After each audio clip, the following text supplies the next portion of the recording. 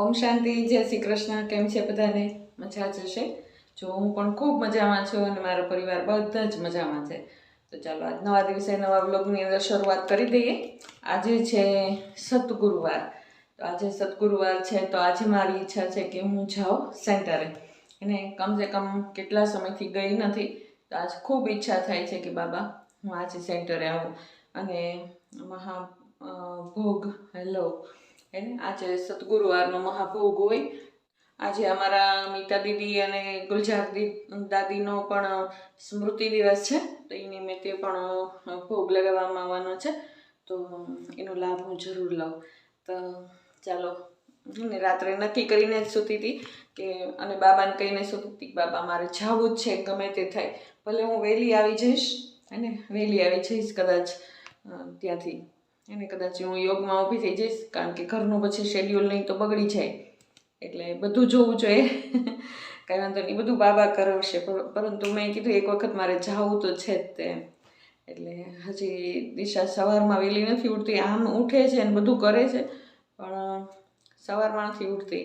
એટલે સાક્ષીને પણ જવાનું હોય, છોકરાઓને પણ વહેલું જવાનું હોય, એટલા માટેથી ભાખરી આ તે બનાવવું પડે. પણ કાંઈ વાંધો નહીં, બધું સરસ થઈ જવાનું છે. ચાલો બાબાને સાથે લઈ લઈએ. બાબા ચાલો મારી સાથે, તમારે જ મદદ કરવાની છે. બાબાને તો ધમકી આપી દીધી છે. બાબાને કહી દીધું છે બાબા તમારે તો સાથે જ ચાલવાનું છે. ચાલો આપણે ધીમે ધીમે લાઈટો બંધ કરી દઈએ. ચાલો અહીંયા તે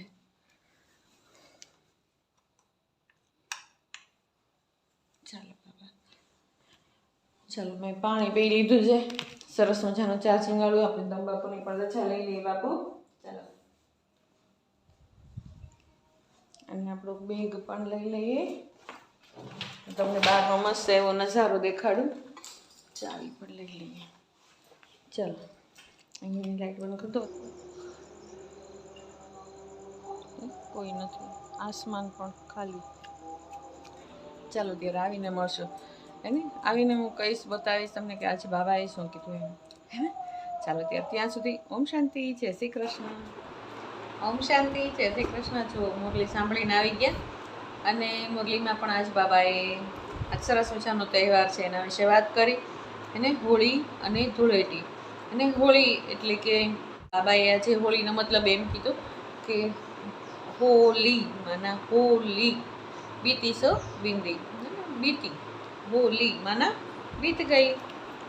હોલી એટલે હોલી માના મેં બાબા, બાબા મેં બાબા કી હોલી, હોલી. અને કેટલો સરસ મજાનો રંગ છે. અને આ જ્ઞાન અને વિજ્ઞાન બે છે. એક તો બે તહેવાર છે ને, એક હોળી અને એક ધૂળેટી. તો હોળી એમાં જલાવીએ છીએ એટલે, પરંતુ બાબા કહે છે કે જલાવીએ ખરા, પરંતુ શું જલાવીએ? આપણા મનની અંદર રહેલા અનેક વિકારો, એને ઘણા બધા વિકારો છે ને, કામ, ક્રોધ, લોભ, મોહ, અહંકાર, અને સાથે સાથે દ્વેષ, ઈર્ષા, નફરત, એ બધું જ આપણે જલાવી દઈએ. અને બાબાની યોગ અગ્નિની અંદર તો એ છે હોલી. અને ધૂળેટી, ધૂળેટીની અંદર શું કરીએ આપણે? રંગ છાંટીએ. તો બાબાનો સંગ એટલો બધો હોય કે બાબાના સંગનો રંગ આપણને લાગી જાય. એ જ છે સાચી હોળી. તો ચાલો, આવો સરસ મજાનો મુરલી ક્લાસ હતો. એકદમ મસ્ત, એકદમ તરોતાજા થઈ ગયા. અને ઘણા દિવસ પછી મુરલી મેં સેન્ટરમાં જઈને સાંભળી.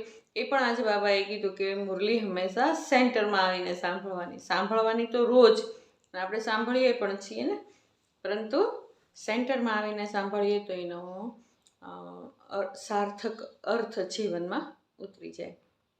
ચાલો, આવી સરસ મજાની મુરલી હતી. મજા આવી ગઈ મુરલી સાંભળીને.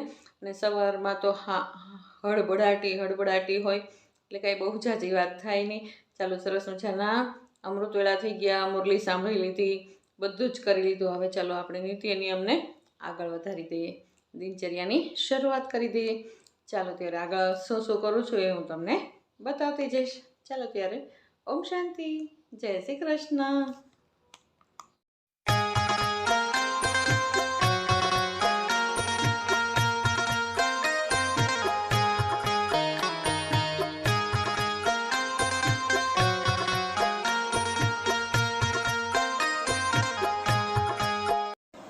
ચાલો ત્યારે સરસ મજાની સવારની દિનચર્યા શરૂ થઈ ગઈ છે અને વહેલા મેં અમૃતવેળા કરી નાખ્યા હતા. ત્યાર પછી થોડુંક વોકિંગ કર્યું, થોડી કમસી કસરત કરી. બહુ ટાઈમ ન રહે એટલી બધી કસરત અને વોકિંગનો, કારણ કે આજે ગઈ હતી ને હું સેન્ટરે, એટલે 4:45 તો અમૃતવેળા પૂરો થાય અને ત્યાર પછી મારા માટે થોડોક ટાઈમ કાઢું, લગભગ 10 થી 15 મિનિટનો તો માંડ ટાઈમ રહે.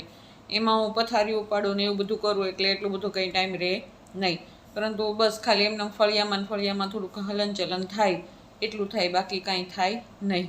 તો ચાલો મેં અત્યારે તો શરૂઆત કરી દીધી છે હેને દિનચર્યાની. હેને ચા બનાવી નાખો. હમણાં સરસ મજાની મલાઈ ભેગી થઈ ગઈ છે. કાલે જ દિશાએ માખણ બનાવ્યું, તો માખણ તો બનાવ્યું પણ મલાઈ સાથે સાથે ઘણી બધી ભેગી થઈ ગઈ, કારણ કે આ વખતે માખણ બનાવવામાં બહુ વાર લાગી ગઈ ને કારણ કે આજે કાઢ્યું હોય ને તો પછી આજે આખો દિવસ કાંઈ થાય નહીં એટલે પાછું મૂકી દઈએ અંદર. ચાલો મેં સરસ મજાની ફુદીનાવાળી આદુવાળી ચા બનાવીને એકદમ તૈયાર કરી નાખી છે. અત્યારના ભરમાં આદુવાળી ચા પી લઈએ ને એટલે પહેલાં તો ફ્રેશ થઈ જાય ને, તો મન ફ્રેશ થઈ જાય ને શરીર પણ ફ્રેશ થઈ જાય. તો ચાલો કાલ રાત્રે સાક્ષીએ આલુ પરોઠા બનાવ્યા હતા, તો એ વધ્યા હતા તો એમણે ફ્રીઝમાં મૂકી દીધા હતા. તો મેં કીધું કાંઈ નહીં, ચાલશે અત્યારે મારે તો કાંઈ આલુ પરોઠા ખાવા નથી, પરંતુ એ લોકો માટે હું ગરમ કરી દઉં છું. જો નિખિલ આવી ગયો છે અને સાક્ષી પણ આવી ગઈ છે. નિખિલ બેઠો છે અને સાક્ષીને હજી વાર છે થોડીક આવવાની, એટલે નિખિલને આપી દઉં અને ચાલો સાક્ષી હમણાં આવી જશે. ચાલો નાસ્તામાં છે કાલની રોટલી શેકી નાખી છે, મીઠાવાળી ચા છે, આજ ભોગમાં આવ્યો છે શીરો છે અને ઢોકળા છે લાઈવ. આમાં ધાનુબેન માટે બનાવી નાખ્યો છે રવો, આની અંદર કેળું નાખી દઈશું એક ખમણીને. સાક્ષીબેન ખાય છે આલુ પરોઠા અને આલુ પરોઠા અને ખમણ ઢોકળા. ચાલો આવો છે અમારો નાસ્તો આજનો.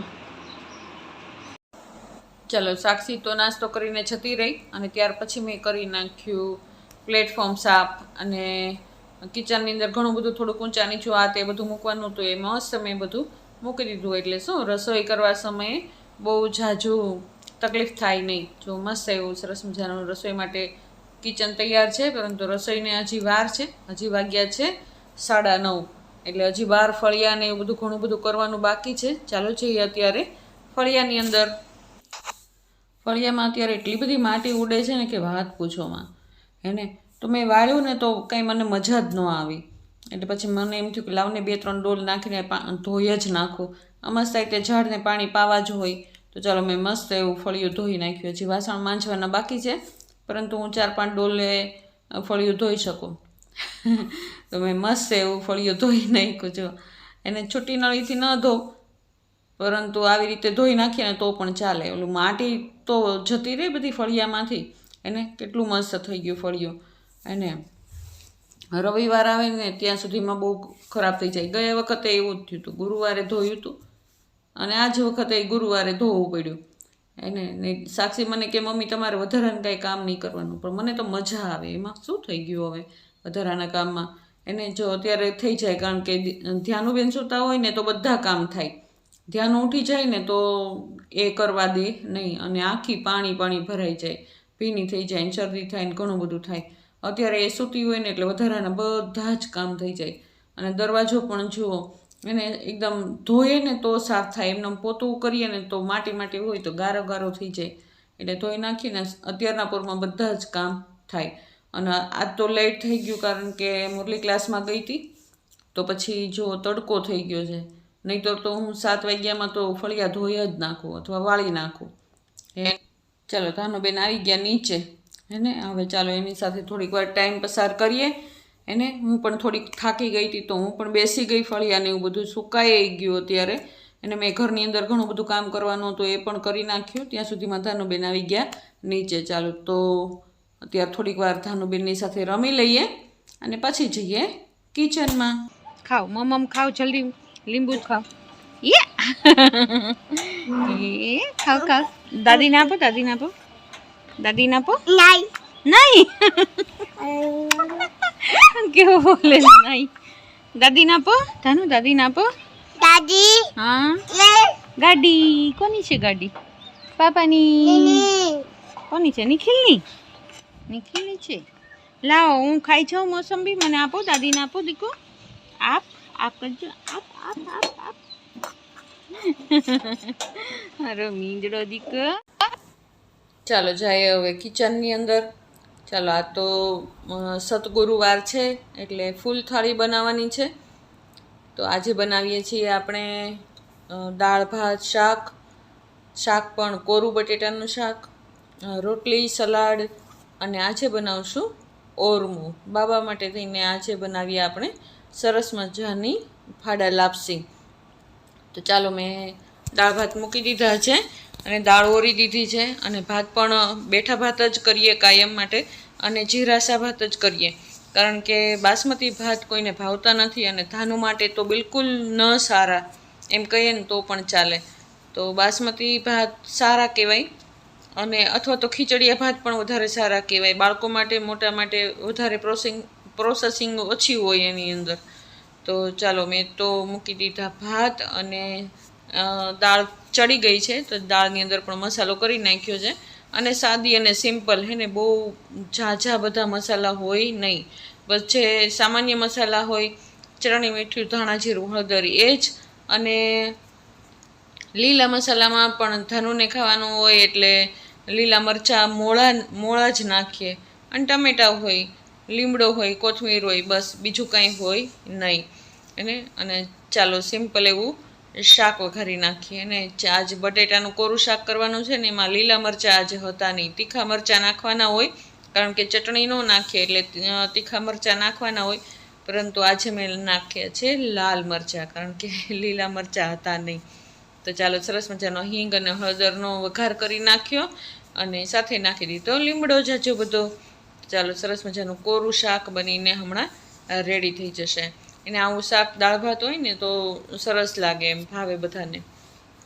તો ચાલો આજે તો સરસ મજાનું કોરું શાક બનાવ્યું છે અને ઝાજી બધી નાખી દીધી છે અંદર કોથમીર અને લીંબુ નાખી દીધું છે, કારણ કે હવે તો ઝીણા લીંબુ આવે છે તો એક લીંબુ તો આખું જોઈએ જ તે.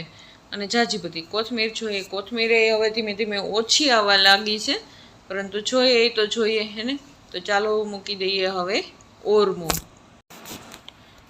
ઓરમું પણ કુકરમાં. વાહ, ઓરમું કુકરમાં. હા, ઓરમું કુકરમાં. ક્યારેક એવું થાય ને કે સ્પીડથી કરવું છે, એમ ઝડપથી કરવું છે તો કુકરમાં કરી નાખવાનું. હા, આપણે જે લોયામાં કરીએ એ તો બેસ્ટ જ થાય, એના જેવું તો કે ઓરમું થાય જ નહીં. પરંતુ જો સ્પીડથી કરવું હોય ને, ક્યારેક એવું થાય કે કોઈક મહેમાન આવી ગયું હોય કે કાંઈ પણ થયું હોય તો ફટાફટ ઘી મૂકી, ઝાઝું ઘી મૂકવાનું, થોડુંક વધારે ઘી મૂકવાનું અને ફાડા લાપસી એની અંદર ઉમેરી દેવાની. અને જ્યાં સુધી બદામી કલરની ન થાય ને ત્યાં સુધી સાતળા જ કરવાની. અને પછી અંદર જોઈતા પૂરતું પાણી નાખી દેવાનું. જેવી રીતે આપણે ભાત કેમ ઓરીએ એવી જ રીતે એટલું જ પાણી મૂકવાનું, 3 ગણું પાણી. એમ 1 વાટકો ઓરમું હોય તો 3 વાટકી પાણી મૂકી દેવાનું.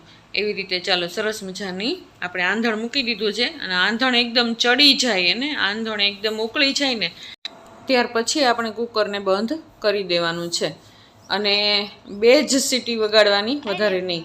ત્યાં તો ચાલો ધાનુબેન નાહી ધોઈને બહાર આવી ગયા છે અને આંગળી પકડીને કે ચાલો દાદી બહાર.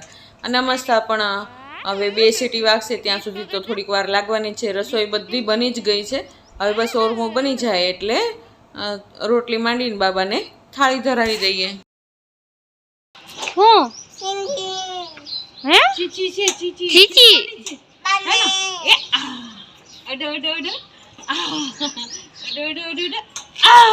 અરે વાહ, કરે એ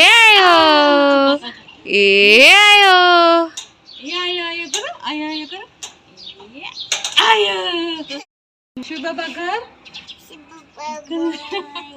બધાને નામ આવડે, ધનનું નામ ના આવડે. જીયા ઘર. ચાલો દીદી ઘર. ક્યાં ચાલો દીદી ઘર. જીયા હોતી કરો હોતી. અરે વાહ, અરે ઓહો, આ બધું કામ પતી જવાનું છે.